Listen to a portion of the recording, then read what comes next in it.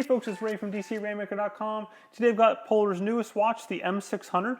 What I want to do is kind of walk the differences between iOS and Android with the M600 and how some of those features work. And I also want to just kind of talk about some very basic things on the M600 in terms of just using it and how you use an Android Wear device. Now, if you start off here, you'll notice that the home screen, or basically called the watch face, has been customized by Polar.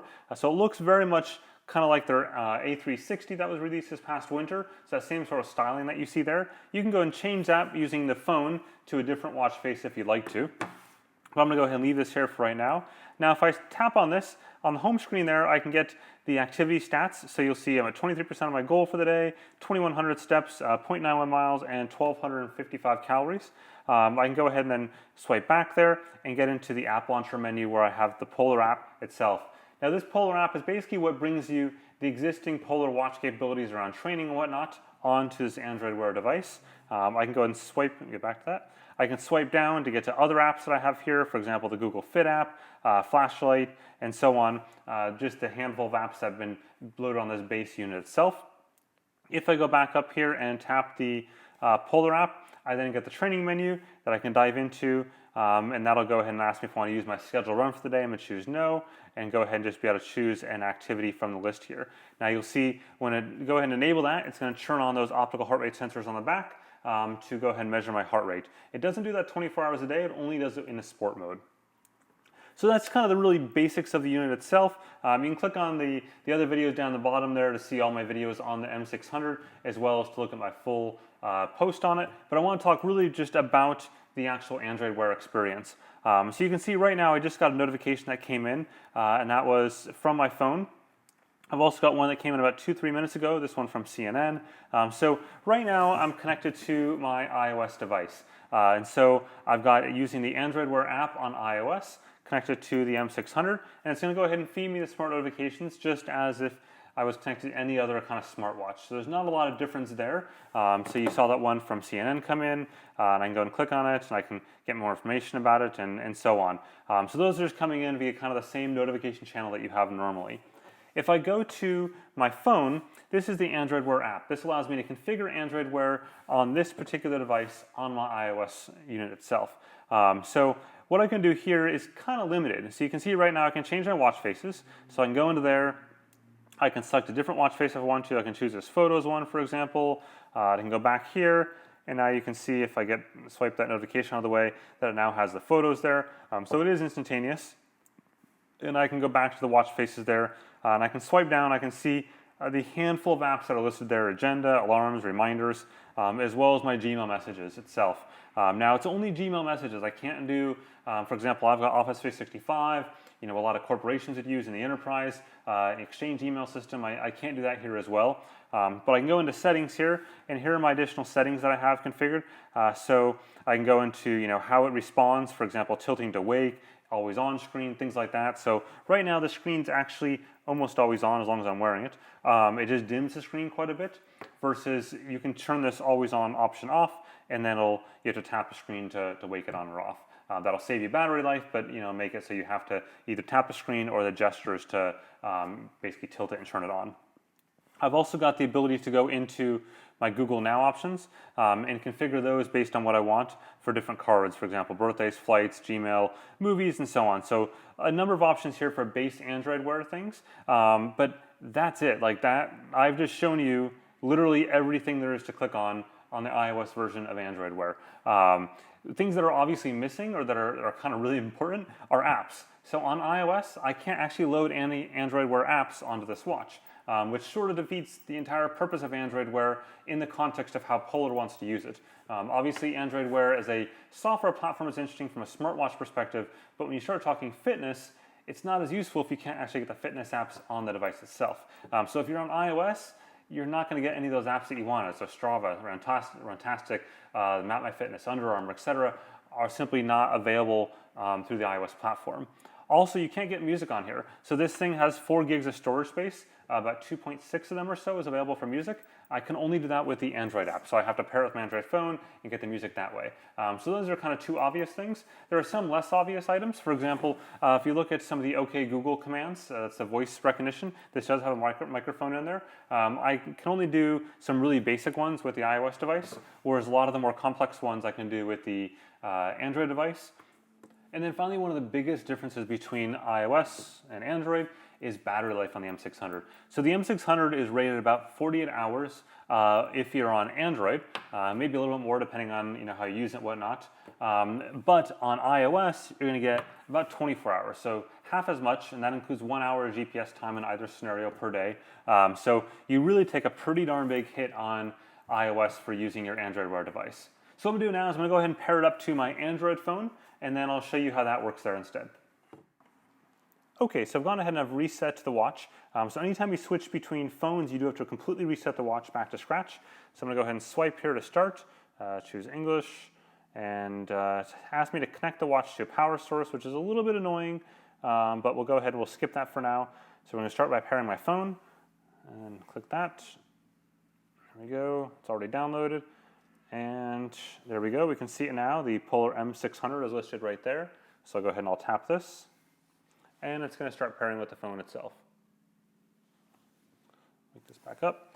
So you can see the phone pairing code listed right there.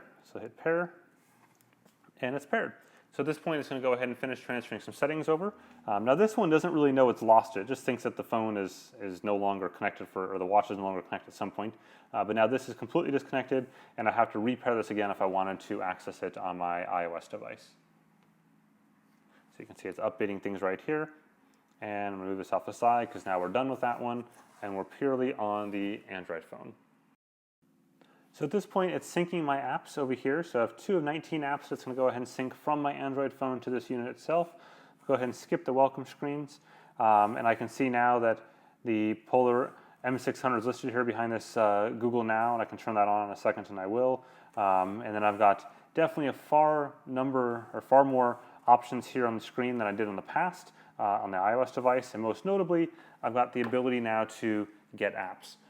Which I did not have before on the iOS device. So here I can go ahead and click Get Apps, open up the Google Play Store. You can see already it's transferring, for example, Endomondo, which I had loaded on my Android phone, to the watch. So anywhere where it has those Android Wear apps listed already on the watch itself or on my phone, it'll transfer them over to the watch. So here's different watch apps that I can choose. Shazam, Runkeeper, for example, obviously a fitness-focused one, but Strava, another one here, Runtastic. So many run apps or fitness apps, whether they be from Google, like Google Fit, or third-party ones that you would have expected from a whole number of different companies. So I can click on Strava, for example. In this case, I already had Strava on my unit, so eventually it will install that. So I'm going to go ahead and let this thing finish installing all of my apps, and then get back to you in a moment. Okay, at this point I've got the Android Wear watch, or the M600, all set up with my Android phone. It took a little while, about a half an hour, mostly because I had to transfer a bunch of apps over, so that wasn't a terribly fast process, but it's good to go now. And so, right out of the gate, you'll notice some differences in terms of apps that are now installed on the watch. So, for example, I've got the play music there. If I go down, you'll see Endomondo in there, right there. I think I've also got Runtastic on there as well. So again, the apps that are on my phone that have Android Wear compatibility are now on my device itself. So that's kind of one of the obvious things. The other thing that you may have noticed back here is that my activity level is exactly where it was before at 22%. So it transferred this from my Polar Flow account on the phone here onto the watch, so it just backfilled that from the server, which is pretty cool because actually a lot of fitness companies don't do that. They don't sync the data from the cloud back to the device. It's only kind of one way. So it's nice to see that's done. And then I've got the ability to do the voice commands with Google Now. So in this case, I can go and give a voice dictation to start a run. So I'm going to go ahead and do that. Okay, Google, start a run. And you'll see there it went ahead and just started that run immediately and started up the Polar Flow app. You'll also see on the back, I started the optical heart rate sensor. So one thing to keep in mind here, though, is that at this point, it did this without actually waiting for me. So it didn't turn on the GPS, or if it did, it's not found because I'm inside. Didn't even give me the option to ask for the GPS, and didn't find my heart rate. And if I hold my fingers here long enough, it'll go ahead and eventually find my heart rate on it. But I wish it would just pause at that screen. That allows you to go ahead and then choose the actual activity I wanted to, or at least let run and then wait for me to press the start button. Still, it's kind of cool. I can go ahead and pause here. Oops, just pause and then long hold to end the run. And I'm not going to save it because it was a short run. There we go. Now I had started music a minute ago, but I'm going to go ahead and stop that. But now's a good time to talk about music. So I can go ahead here and go into play music.